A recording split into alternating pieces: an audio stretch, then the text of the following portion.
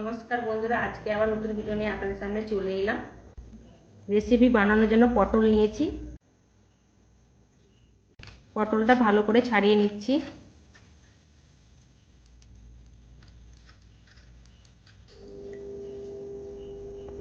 পটলগুলো ছাড়িয়ে piece piece করে কেটে নিয়েছি।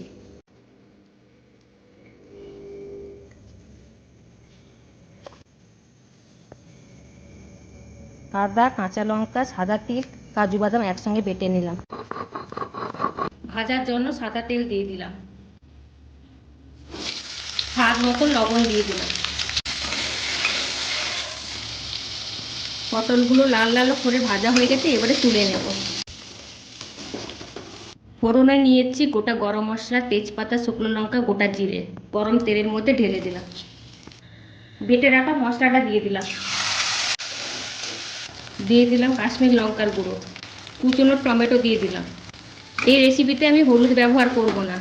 মশলা থেকে তেল ছেড়ে গেছে, এবারে ভেজে রাখা পটল দিয়ে দিলাম।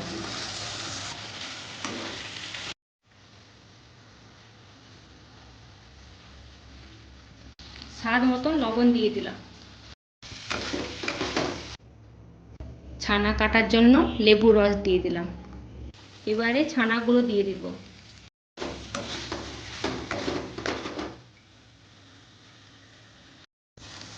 অল্প পরিমাণে চিনি দিয়ে দিলাম।